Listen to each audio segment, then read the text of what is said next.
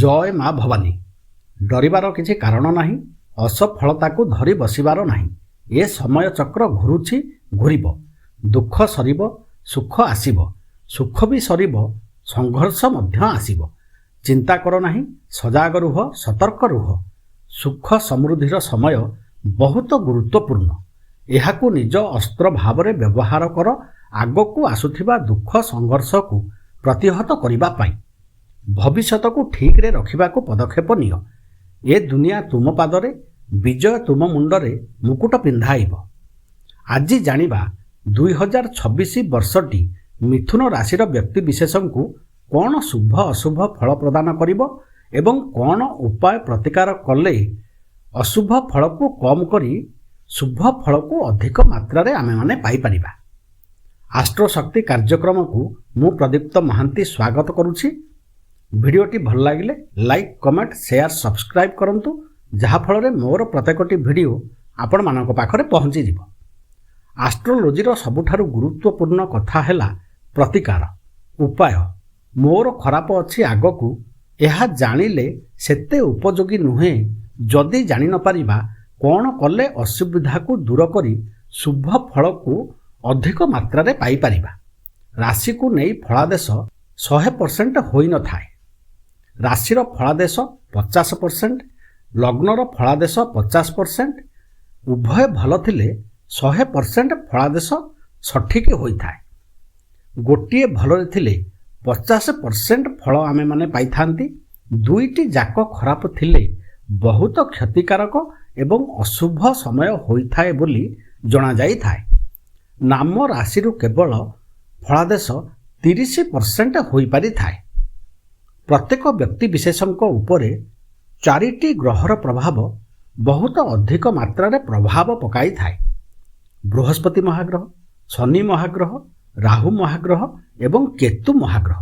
କାରଣ ଏହି 4ଟି ଗ୍ରହ ଜାତକରେ ଗୋଟିଏ ଘରୁ ଆଉ ଗୋଟିଏ ଘରକୁ ଯିବା ପାଇଁ ବହୁତ ଅଧିକ ସମୟ ନେଇଥାନ୍ତି।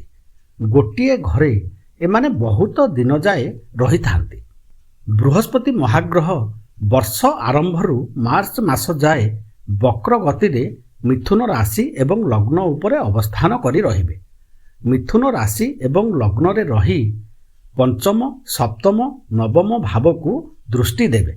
ବୃହସ୍ପତିଙ୍କର ରାଶି କିମ୍ବା ଲଗ୍ନ ଉପରେ ଗୋଚରରେ ରହିବା ମିଶ୍ର ଫଳ ଦେଇଥାଏ। ବୃହସ୍ପତି ମିଥୁନ ରାଶି ଏବଂ ଲଗ୍ନରେ ରହି ଯେଉଁ ସବୁ ଭାବକୁ ଦୃଷ୍ଟି ଦେବେ, ସେ ସବୁ ଭାବର ଗୁରୁତ୍ୱ ଆମ ଜୀବନରେ ବହୁତ। ଲଗ୍ନ ଏବଂ ରାଶିରେ ରହୁଥିବା ଯୋଗୁଁ ଜାତକର ବହୁତ ଦୋଷକୁ ନଷ୍ଟ କରିବେ ବା ଶାନ୍ତ ମଧ୍ୟ କରିବେ। ପଜିଟିଭ୍ ଏନର୍ଜି ବଢ଼ିବ, ମାନ ସମ୍ମାନ ବଢ଼ିବ, ଭଲ ଲୋକ ଯୋଡ଼ି ହେବେ, ନିଜର କାମ ସବୁକୁ ବହୁତ ସୁନ୍ଦର ଭାବରେ ପ୍ଲାନ୍ କରି କରିପାରିବେ। ବିଦ୍ୟାର୍ଥୀମାନେ ଏହି ସମୟରେ ବହୁତ ଶୁଭ ଫଳ ପାଇବେ। ପ୍ରେମ ପ୍ରଣୟରେ ସଫଳତା ପାଇବା ସହ ବିବାହ ଆଡ଼କୁ ସମ୍ପର୍କକୁ ନେଇଯିବାର ସମ୍ଭାବନା। ବହୁତ ସୁନ୍ଦର ଜ୍ଞାନ ପ୍ରାପ୍ତ ହେବ। ବୁଦ୍ଧି ଲଗାଇ ପ୍ରତ୍ୟେକ କାମରେ ସଫଳତା ପ୍ରାପ୍ତ କରିବେ। ନୂତନ ପାଠ୍ୟକ୍ରମ କିଛି ଆପଣେଇବାର ମଧ୍ୟ ଏହା ବହୁତ ଭଲ ସମୟ। ଗୃହ ପରିବାର ତଥା ପତି ପତ୍ନୀଙ୍କ ମଧ୍ୟରେ ସମ୍ପର୍କ ମଧୁର ହେବ।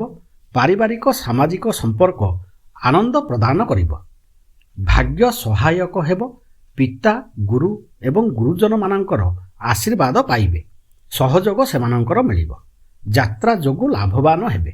ଈଶ୍ୱରଙ୍କ ପ୍ରତି ବିଶ୍ୱାସ ବଢ଼ିବ ଏବଂ ଆଶୀର୍ବାଦ ମଧ୍ୟ ମିଳିବ। ଧର୍ମ ଏବଂ ଆଧ୍ୟାତ୍ମିକ କାର୍ଯ୍ୟରେ ଭରପୁର ସହଯୋଗ ଦେଇ ଭାଗ୍ୟକୁ ବଳବାନ କରିବେ। ଏହା ହେଉଛି ମେ ମାସ ଶେଷ ଯାଏର ଫଳ ମିଥୁନ ରାଶିର ବ୍ୟକ୍ତିବିଶେଷଙ୍କ ପାଇଁ। 2 ଜୁନରୁ ଜୁପିଟର 2nd ହାଉସକୁ ଯାଇ ଉଚ୍ଚ ଭାବରେ ଅବସ୍ଥାନ କରିବେ ମିଥୁନ ରାଶିର ବ୍ୟକ୍ତିବିଶେଷମାନଙ୍କ ପାଇଁ। ଏହା ବୃହସ୍ପତି ମହାଗ୍ରହଙ୍କର ବହୁତ ଭଲ ସ୍ଥିତି। ଏଠାରୁ 6th, 8th ଏବଂ 10th ହାଉସକୁ ଦେଖିବେ ବୃହସ୍ପତି ମହାଗ୍ରହ। ନୂତନ କାମ କରିବା ପାଇଁ ଭଲ ସମୟ। ଋଣ ପ୍ରାପ୍ତ କରିବାର ସମୟ। ବହୁତ ଦିନର ରୋଗରୁ ରକ୍ଷା ପାଇବା ପାଇଁ ରାସ୍ତା ମଧ୍ୟ ଏହି ସମୟରେ ମିଳିବ। ଶତ୍ରୁମାନେ ଶାନ୍ତ ହୋଇ ରହିବେ। ଚାକିରି ବୃତ୍ତି ପାଇଁ ଆଶାୟୀମାନଙ୍କ ପାଇଁ ବହୁତ ଶୁଭ ସମୟ। ଆକସ୍ମିକ ଧନର ଆଗମନ ହେବ। ପୈତୃକ ସମ୍ପତ୍ତି ପ୍ରାପ୍ତ ମଧ୍ୟ କରିବେ। ସାଧକମାନେ ଗୁପ୍ତ ଜ୍ଞାନ ଏବଂ ସିଦ୍ଧି ପ୍ରାପ୍ତ କରିବେ। ଚାକିରିଜୀବୀ ଏବଂ ବ୍ୟବସାୟୀମାନେ ବହୁତ ଶୁଭ ଫଳ ପାଇବେ। ଉତ୍ତରତର ଉନ୍ନତି ହେବ। କର୍ମକ୍ଷେତ୍ରରେ ପ୍ରଶଂସା ସହ ପ୍ରମୋସନ୍ ପାଇବାର ସମୟ। ନଭେମ୍ବର ମାସରୁ ବର୍ଷ ଶେଷ ଯାଏ ବୃହସ୍ପତି ମହାଗ୍ରହ ତୃତୀୟ ଭାବରେ ଅବସ୍ଥାନ କରି ରହିବେ। ଦୃଷ୍ଟି ଦେବେ ସପ୍ତମ, ନବମ ଏବଂ ଏକାଦଶ ଭାବକୁ। ବହୁତ ଶୁଭ ସମୟ। ଜୀବନ ସୁଖପୂର୍ଣ୍ଣ ରହିବ। ଭାଗ୍ୟ ସହାୟକ ହେବ। ଯାତ୍ରା ଯୋଗୁଁ ଏବଂ ଗୁରୁଜନଙ୍କ ଆଶୀର୍ବାଦ ଯୋଗୁଁ ବହୁତ ଶୁଭ ଫଳ ପାଇବେ। ଉତ୍ତମ ବନ୍ଧୁ ମିଳିବେ।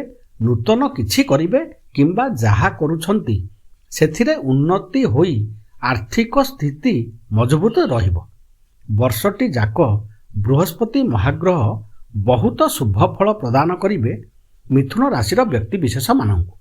ଶନି ମହାଗ୍ରହ ମିଥୁନ ରାଶିର ବ୍ୟକ୍ତିବିଶେଷଙ୍କ ପାଇଁ ତ୍ରିକୋଣ ଏବଂ ଭାଗ୍ୟ ଭାବର ମାଲିକ ଗ୍ରହ। ପ୍ରବଳ ଯୋଗକାରକ ଗ୍ରହ ଶନି ମହାଗ୍ରହ ବର୍ଷ ସାରା ଦଶମ କର୍ମ ଭାବରେ ଅବସ୍ଥାନ କରି ରହିବେ। କର୍ମସ୍ଥାନରେ ଅବସ୍ଥାନ କରିଥିବା ଯୋଗୁଁ ଫୁଲ୍ ଆଲର୍ଟ ମୋଡ଼ରେ କର୍ମକ୍ଷେତ୍ରରେ ମିଥୁନ ରାଶିର ବ୍ୟକ୍ତିବିଶେଷମାନେ ରହିବା ଦରକାର। କାରଣ ଶନି ମହାଗ୍ରହ ହେଉଛନ୍ତି ଟିକିଏ ଅଳସୁଆ କରିଦେବାର ଗ୍ରହ। ପ୍ରଶଂସିତ ହେବେ। ଗ୍ରୋଥ ମଧ୍ୟ ବହୁତ ମିଳିବ। କେବଳ ଅଳସୁଆ ଏବଂ ଠକ ମନୋବୃତ୍ତିକୁ ଯଦି ମିଥୁନ ରାଶିର ବ୍ୟକ୍ତିବିଶେଷମାନେ ଦୂରେଇ ଦେଇପାରିଲେ। ଶନି ମହାଗ୍ରହ ତାଙ୍କର ନିଜ ନକ୍ଷତ୍ର ଉତ୍ତରା ଭାଦ୍ରପଦ ଏବଂ ରେବତୀ ବୁଧଙ୍କ ନକ୍ଷତ୍ରରେ ରହିବା ଯୋଗୁଁ ମିଥୁନ ରାଶିର ବ୍ୟକ୍ତିବିଶେଷଙ୍କୁ ଏବେଠାରୁ ଟ୍ୟୁନ୍ କରିବେ ଆଗକୁ ବହୁତ ଭଲ ରେଜଲ୍ଟ ପାଇବା ପାଇଁ। ଶନି ମହାଗ୍ରହଙ୍କର ଦୃଷ୍ଟି 12th, 4th ଏବଂ 7th ହାଉସ୍କୁ ରହୁଥିବା ଯୋଗୁଁ କୋର୍ଟ କଚେରୀ, ମେଡ଼ିକାଲ କେସ୍, ଗୃହ ପରିବାର, ବ୍ୟବସାୟ ଏବଂ ସାମାଜିକ କ୍ଷେତ୍ରରେ କିଛିଟା ଅସୁବିଧା ଭୋଗ କରିବାକୁ ପଡ଼ିବାର ସମ୍ଭାବନା ରହିଛି। ପ୍ରତିକାର ଉପାୟ କରିବା ସେଥିପାଇଁ ନିହାତି ଆବଶ୍ୟକ। ଶନି ମହାଗ୍ରହଙ୍କର ଖୁସିର କଥା, ଶନି ମହାଗ୍ରହ ନିଜ ନକ୍ଷତ୍ର ଏବଂ ପରମ ମିତ୍ର ବୁଧ ମହାଗ୍ରହଙ୍କ ନକ୍ଷତ୍ରରେ ବର୍ଷଟି ଯାକ ଅବସ୍ଥାନ କରି ରହିବା ଯୋଗୁଁ ଏବଂ ତ୍ରିକୋଣର ଅଧିପତି ହୋଇଥିବା ଯୋଗୁଁ ଅଶୁଭ ଫଳ କମ୍ କରିବେ ଏବଂ ଶୁଭ ଫଳକୁ ଅଧିକ ପରିମାଣରେ ପ୍ରଦାନ କରିବେ ମିଥୁନ ରାଶିର ବ୍ୟକ୍ତିବିଶେଷମାନଙ୍କୁ। ରାହୁ ମହାଗ୍ରହ 6 ଡିସେମ୍ବର ଯାଏ ନବମ ଭାବରେ ରହିବେ। ନବମ ଭାବରେ ରାହୁ ମହାଗ୍ରହ ସେତେଟା ଶୁଭ ଫଳ ଦେଇନଥାନ୍ତି। ରାହୁ ମହାଗ୍ରହ ବୁଦ୍ଧି ଭ୍ରଷ୍ଟ କରିବେ, ଅଧର୍ମ କରାଇବେ, ଖରାପ ସଙ୍ଗ କରାଇବା ସହିତ ଭୁଲ କାମ ପାଇଁ ପ୍ରେରିତ କରିବେ। ନିଶା ସେବନ ଆଡ଼କୁ ମନକୁ ନେବା ପାଇଁ ଚେଷ୍ଟା କରିବେ। ଭଲ ଏବଂ ସାହାଯ୍ୟକାରୀ ଲୋକମାନେ ଏହି ସମୟରେ ଦୂରେଇ ଯିବେ। ଭୁଲ ବାଟ ଦେଖାଇବା ଲୋକଙ୍କୁ ନିକଟବର୍ତ୍ତୀ କରାଇବେ। କାହାର ଭଲ ଆଡଭାଇସ୍ ଏ ସମୟରେ ଭଲ ଲାଗିବ ନାହିଁ। ଏଥିପାଇଁ ସାବଧାନ ହୋଇ ରହିବା ଆବଶ୍ୟକ। ଏ ଅସୁବିଧା ସମୟରେ ଆଶ୍ୱାସନାର ବିଷୟ ହେଲା ମେ ମାସ ଯାଏ ଏବଂ ବର୍ଷର ଶେଷ 2 ମାସ ବୃହସ୍ପତି ମହାଗ୍ରହଙ୍କର ଦୃଷ୍ଟି ରହିବ ରାହୁ ମହାଗ୍ରହଙ୍କ ଉପରେ। ଅଶୁଭ ସ୍ଥିତିରୁ ଏଥିଯୋଗୁଁ ବହୁତ ପରିମାଣରେ ରକ୍ଷା ମିଳିଯିବ ଏବଂ ଶୁଭ ଫଳ ଅଧିକରୁ ଅଧିକ ପରିମାଣରେ ପାଇବେ। ଜୁନରୁ ଅକ୍ଟୋବର ଯାଏ କିନ୍ତୁ ନିହାତି ସତର୍କ ହୋଇ ପ୍ରତ୍ୟେକଟି କାର୍ଯ୍ୟକୁ କରନ୍ତୁ। କେତୁ ମହାଗ୍ରହ ତୃତୀୟ ଭାବରେ ଅବସ୍ଥାନ କରି ରହିବା ଯୋଗୁଁ ସେତେଟା ଅଶୁଭ ସ୍ଥିତିରେ ନ ରହିଲେ ମଧ୍ୟ ସାହସ କମିବ। ବହୁତ ଦିନ ଧରି ଯେଉଁ କାମକୁ କରୁଛନ୍ତି ସେ କାମକୁ ବନ୍ଦ କରିବା ପାଇଁ ବହୁତ ଇଚ୍ଛା ହେବ। ଆଳସ୍ୟ ଭାବ ଦେଖାଯିବ। କିନ୍ତୁ ଏସବୁ ଖରାପ କଥା ସହିତ ତୃତୀୟସ୍ଥ କେତୁ ମହାଗ୍ରହ ଶତ୍ରୁ ଉପରେ ବିଜୟ ପ୍ରଦାନ କରିବେ। ଏହି ସମୟରେ ପରାକ୍ରମ ବଢ଼ିବ।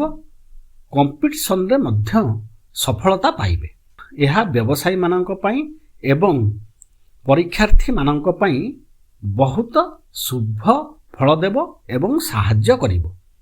ମୋଟାମୋଟି ଭାବରେ ଯଦି ଜାତକକୁ ଦେଖୁଛନ୍ତି ତାହେଲେ 80%ରୁ ଅଧିକ ଶୁଭ ଫଳ ମିଳିବ ମିଥୁନ ରାଶିଙ୍କୁ 2026 ବର୍ଷରେ। ମିଥୁନ ରାଶିର ବ୍ୟକ୍ତିବିଶେଷ ମାନେ ପ୍ରତିକାର ଉପାୟ ପାଇଁ ମା ଲକ୍ଷ୍ମୀଙ୍କର ଯେକୌଣସି ମନ୍ତ୍ର କିମ୍ବା ସ୍ତୁତି ଏହାକୁ ପ୍ରତ୍ୟେକ ଦିନ ଗାଧେଇ ସାରିଲା ପରେ ଅତି କମରେ 9 ଥର ପାଠ କରନ୍ତୁ। ମା ଦୁର୍ଗା ଏବଂ ମା କାଳୀଙ୍କ ମନ୍ଦିରକୁ ଯାଇ ସନ୍ଧ୍ୟା ସମୟରେ ମନ୍ଦିରରେ 20-30 ମିନିଟ୍ ବସିବାକୁ ଚେଷ୍ଟା କରନ୍ତୁ। କେବଳ ମନ୍ଦିରକୁ ଯାଇ ପୂଜା କରି ପଳାଇ ଆସିଲେ ହେବ ନାହିଁ। ମନ୍ଦିର ମଧ୍ୟରେ 20-30 ମିନିଟ୍ ବସିବାକୁ ପଡ଼ିବ। ଅସହାୟ ଲୋକଙ୍କୁ ସାଧ୍ୟ ମତେ ସାହାଯ୍ୟ କରନ୍ତୁ, ଯାହାଫଳରେ 2026 ବର୍ଷଟି ଚମତ୍କାର ଫଳ ଦେବ, ପ୍ରଗତିର ବର୍ଷ ହେବ।